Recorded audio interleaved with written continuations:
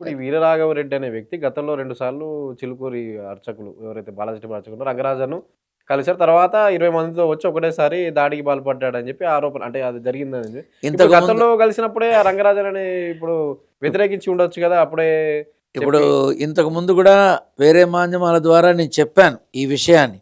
అక్షర సత్యం గురువు గారు అని చెప్పిన వాళ్ళు కొన్ని వేల మంది ఉన్నారు.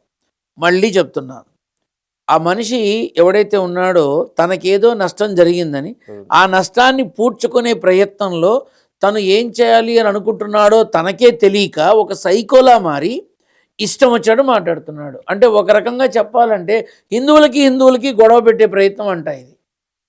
హిందువులకే వాళ్ళ మధ్యలోనే గొడవలు పెట్టే ప్రయత్నమా అంట ఇది. ఇప్పుడు పోయి ఊరి చివర ఎవరికి సంబంధం లేని విధంగా అన్నట్టుగా చిలుకూరు పోయి అక్కడికి వెళ్ళి ఒక్కడిగా ఉన్న ఆ రంగరాజన్ గారిని ఆ రకంగా చేయడాన్ని ఎంతవరకు సమర్థిస్తారు? ఆయన మీద దాడి జరిగితే తెలంగాణ బ్రాహ్మణ సమాఖ్య వచ్చిందా? రాలా. హ్మ్. అర్చక బ్రాహ్మణ సమాఖ్య వచ్చిందా? రాలా. ఎవరన్నా ఆయనకు అండగా నిలబడినటువంటి ఆ విధానంలో ఉన్నవాళ్ళు ఉన్నారా? ఎవరూ లేరు. అన్ని పార్టీల రాజకీయ నాయకులు వచ్చారు, అందరూ ప్రముఖులు వచ్చారు, వాళ్ళంతా వచ్చారు. వీళ్ళు ఎందుకు రాలా? ఎందుకు రాలేదు అంటే కొంతమంది ఏమో ఎవరో ఒక వ్యక్తిని భుజాల మీద మోసుకుంటూ గుళ్ళో తీసుకొచ్చాడు, అందుకే మేము విభేదిస్తున్నామని కొంతమంది అంటారు. కొంతమంది ముస్లిం సోదరుల ఫంక్షన్కి ఏదో వెళ్ళారు, అలా వెళ్ళడం తప్పు, వైష్ణవుడేనా అని కొంతమంది అంటారు. ఆయన తన ధర్మాన్ని నిర్వర్తించాడో, తన ఆహ్వానాన్ని మన్నించాడో, తను ఏదైతే చేశాడో ఓకే.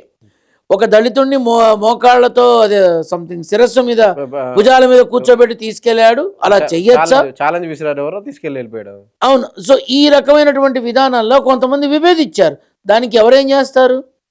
వీరరాఘవరెడ్డి ఏంటంటే ఇక్ష్వాకు ఈ వంశస్థుడు. వీరరాఘవరెడ్డి అనేటటువంటి సైకో, ఓపెన్గా చెప్తున్నా, సైకో అయిపోయిన యుగం గురించి, లేని దాని గురించి ఉన్నట్టుగా ఊహించుకొని ఏదో కేజీఎఫ్ సినిమాలో హీరో లాగా నేను ఒక ఆర్మీ వేసుకు ఇంకా నయ్యో గన్నులు దొరకలా, లేకపోతే మొత్తం నాశనం అయ్యేది.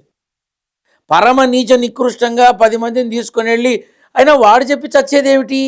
గీతలో ఉన్న శ్లోకాలు వాడు చదివాడు, భగవద్గీతలో ఉన్నటువంటి శ్లోకాలు కానీ విధానాలు కానీ వాడు చదివాడు. వాడికి జ్ఞానం ఏడి చచ్చిందా? నా బొంద ఏమీ లేదు. ఇవన్నీ చెప్తున్నాడుగా భగవద్గీతలో 7వ అధ్యాయంలో ఈ శ్లోకాలు ఉన్నాయి, రామరాజ్య స్థాపన అని ఉంది. భగవద్గీతలోని శ్లోకాలు ముస్లిమ్స్ కూడా చెప్పేవాళ్ళు ఉన్నారు, క్రైస్తవులు చెప్పేవాళ్ళు ఉన్నారు, సనాతన ధర్మం గురించి చెప్పేటటువంటి ఇతర మతస్థులు ఉన్నారు.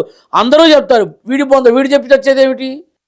కంఠస్థం చేస్తే నీకు వస్తుంది, ఎవడికి రాదు? చదివితే ఎవరికైనా వస్తుంది. ఒకప్పుడు భగవద్గీత సంస్కృతంలో ఉండేది, వాళ్ళ తెలుగులో కూడా లభిస్తోంది. ఎవడైనా చెప్తాడు. నాన్న ఒక మాట చెప్పనా, నేను ఒక విధానంలో ఉన్నాను అనుకో, నన్ను నేను ఊహించుకుంటే ఎంతైనా ఊహించుకోవచ్చు, కానీ వాస్తవికతకి దగ్గరగా బ్రతుకుతా.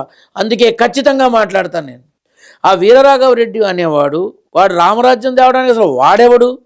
రామరాజ్యం తెచ్చేవాడు ఎలా ఉండాలి? ఎంత సౌమ్యంగా ఉండాలి, సున్నితంగా ఉండాలి, మృదువుగా మాట్లాడాలి, మృదు స్వభావంతో బ్రతకాలి.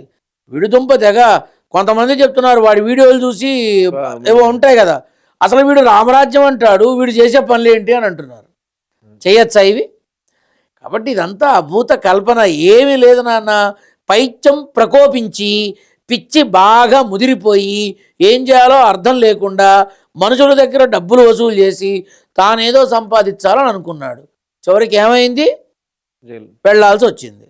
ఈ యుగంలో రామరాజ్యం అనేది ఎవడి వల్ల కాదు. ఒక తప్పు జరగకూడదు, ఒక హత్య జరగకూడదు, ఒక అత్యాచారం జరగకూడదు, ఒక ఆస్తి తగాదా ఉండకూడదు, ఒక విడాకుల కేసు ఉండకూడదు. జరుగుతాయా ఇవన్నీ? జరగవు. ఎందుకని? కలి యుగం, కలి ప్రభావంతో ఉన్నటువంటి యుగంలో ఉన్నాం కాబట్టి మనం ఫేస్ చేయాల్సిందే.